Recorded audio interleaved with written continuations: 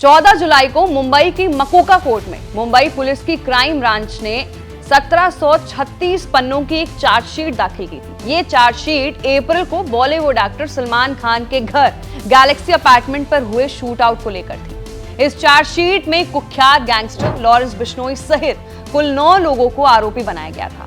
इसमें एक जगह क्राइम ब्रांच ने लिखा था कि सलमान को धमकी तो एक बहाना है, असल में लॉरेंस पूरे मुंबई पर राज करना चाहता है। वो मुंबई अंडरवर्ल्ड पर अपना कंट्रोल चाहता है। अब बाबा सिद्दीकी के कत्ल के बाद 2 सवाल पूछे जा रहे हैं। पहला ये कि क्या इस कत्ल के पीछे लॉरेंस गैंग है, और दूसरा ये कि यदि वही है तो फिर बाबा सिद्दीकी को ही क्यों निशाना बनाया गया।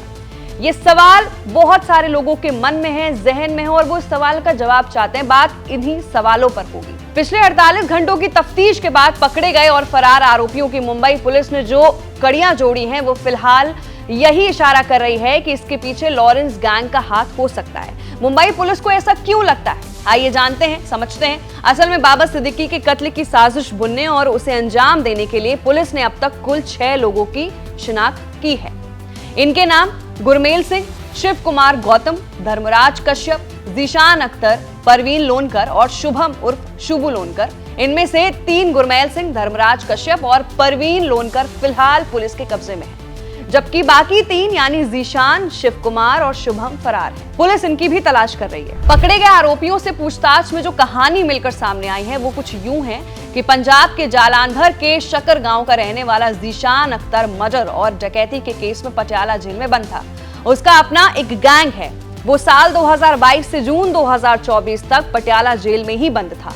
यहीं उसकी मुलाकात लॉरेंस गैंग के कुछ गुर्गों से हुई। इसके अलावा जेल में रहने के दौरान ही उसकी मुलाकात गुरमेल सिंह से भी हुई, जो अपने बड़े भाई के कत्ल के इल्जाम में सजा काट रहा था। इसी साल 7 जून को जीशान जमानत पर जेल से बाहर आ गया। इसी दौरान गुरमेल भी जमानत पर जेल से बाहर आ चुका था। जीशान ने गुरमेल के घर कैथल जाकर उससे मुलाकात की। इसके बाद मुंबई चला गया। मुंबई पुलिस के मुताबिक पटियाला जेल में रहने के दौरान ही लॉरेंस गैंग के गुर्गों ने बातचीत के बाद जीशान अख्तर को उसका मैसेज मिला। उसे टारगेट का नाम बताया गया। ये टारगेट कोई और नहीं, बाबा सिद्दीकी ही थे। अब जीशान को शूटरों का इंतजाम करना था। लॉरेंस गैंग के काम करने के तरीके को देखते हुए ऐसे शूटर चुने जाने थे जिनका कोई बड़ा क्रिमिनल बैकग्राउंड ना हो और ना ही वो वांटेड हो। इसके बाद जीशान पुणे पहुंचा। वहां वो शुभम उर्फ शुभू लोनकर से मिला, जो कि पहले से ही लॉरेंस गैंग के लिए काम करता रहा है। पुणे में उसकी अपनी डेयरी और तबेला है। उसके बराबर में एक कबाड़ का गोदाम भी है। उसी गोदाम में यूपी के बहराइच से आए धर्मराज कश्यप और शिव कुमार काम करते थे।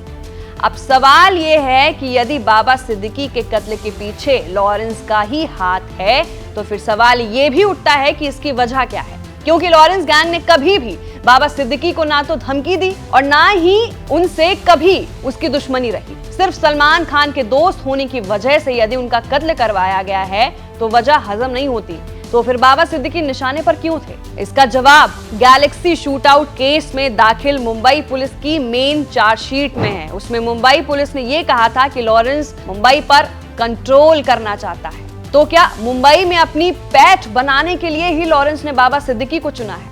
जानकारी के अनुसार माने तो ऐसा मुमकिन है, क्योंकि लॉरेंस बिश्नोई में साम्राज्य और रसूख स्थापित करने के लिए ऐसा कर सकता है। बाबा सिद्दीकी का न सिर्फ राजनीति, सरकार और पुलिस में ठीक ठाक दबदबा था, बल्कि वो बॉलीवुड में भी उतने ही मशहूर थे। अब ऐसी किसी हस्ती को निशाना बनाकर लॉरेंस गैंग मुंबई में आसानी से अपनी मौजूदगी की दस्तक दे सकता है। तो क्या बाबा सिद्दीकी के कत्ल के पीछे की असली वजह सिर्फ यही है?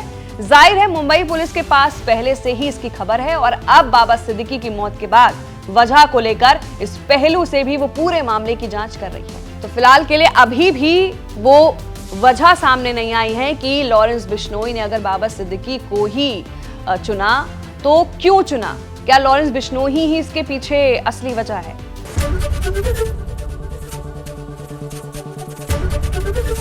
एबीपी गंगा, खबर आपकी, जुबान आपकी।